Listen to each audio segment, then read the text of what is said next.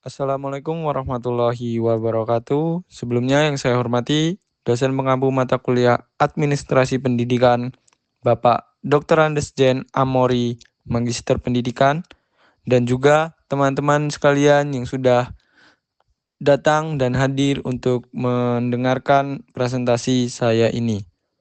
Sebelumnya, saya akan mempresentasikan materi yang berjudul tentang kendala dan solusi dalam menerapkan prinsip administrasi pendidikan di sekolah menengah.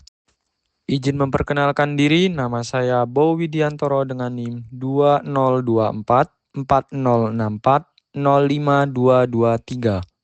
Langsung saja materi yang pertama yaitu apa itu administrasi pendidikan? Administrasi pendidikan adalah proses perencanaan, pengorganisasian, pengarahan, dan pengawasan terhadap seluruh kegiatan pendidikan agar tujuan pendidikan dapat tercapai secara efektif dan efisien. Administrasi pendidikan mencakup pengelolaan sumber daya manusia, sarana dan prasarana, kurikulum, serta keuangan dalam suatu lembaga pendidikan. Tujuan utamanya adalah untuk menciptakan sistem pendidikan yang terstruktur, terkoordinasi, dan berkelanjutan.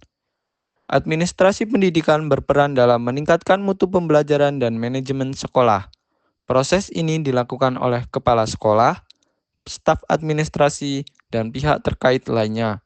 Kegiatan administrasi pendidikan juga mencakup evaluasi program dan kebijakan pendidikan. Dengan adanya administrasi yang baik, proses belajar mengajar dapat berjalan lancar dan sesuai standar. Administrasi pendidikan juga membantu sekolah dalam mengambil keputusan strategis. Selain itu, administrasi pendidikan mendukung terciptanya lingkungan belajar yang kondusif, serta keseluruhan. Administrasi pendidikan merupakan pondasi penting bagi keberhasilan sistem pendidikan. Baik, selanjutnya, prinsip administrasi pendidikan yaitu ada 5.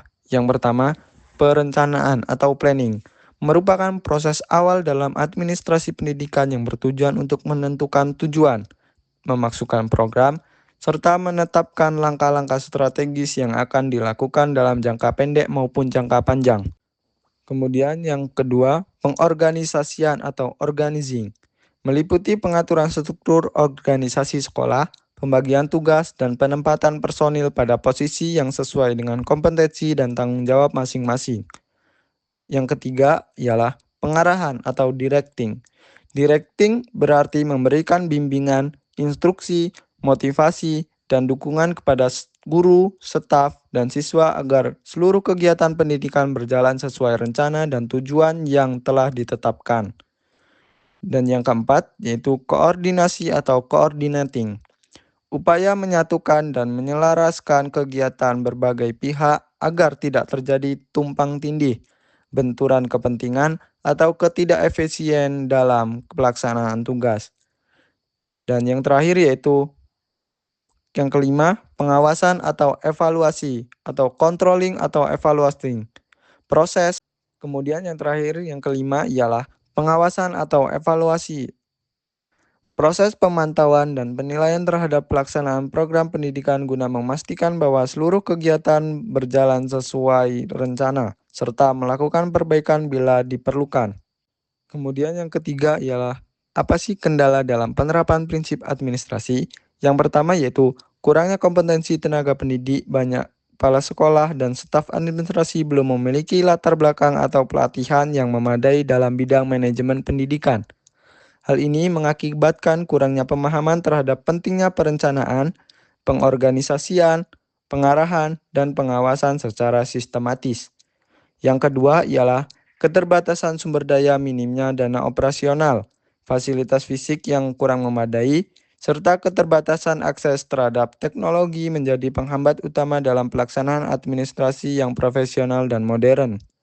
Yang ketiga ialah resistensi terhadap perubahan. Sebagian guru dan staf cenderung mempertahankan sistem lama dan menolak inovasi yang sebenarnya dapat meningkatkan efisiensi administrasi sekolah. Yang keempat ialah tingginya beban administratif guru-guru di sekolah menengah, seringkali terbebani oleh pekerjaan administratif yang menyita waktu dan energi, sehingga mengganggu fokus mereka dalam menjalankan tugas utama sebagai pendidik. Dan yang kelima ialah lemahnya sistem pengawasan dan evaluasi.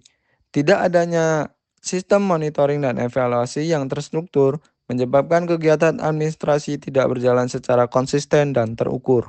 Kemudian selanjutnya ialah solusi untuk mengatasi kendala administrasi pendidikan.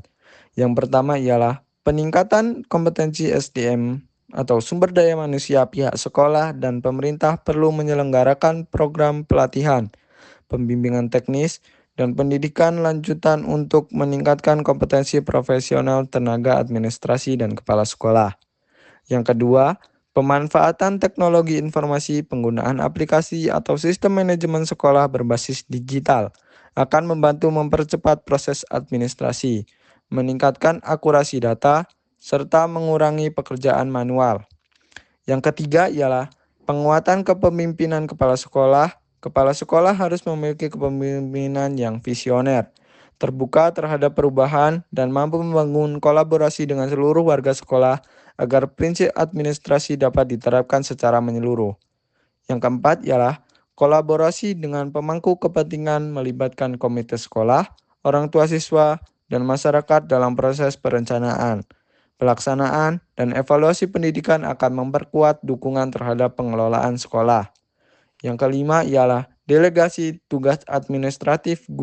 Tugas-tugas administratif yang bersifat teknis dapat dialihkan kepada staf administrasi atau tenaga pendukung, sehingga guru dapat fokus pada kegiatan pembelajaran. Sekian presentasi dari saya. Assalamualaikum warahmatullahi wabarakatuh. Terima kasih.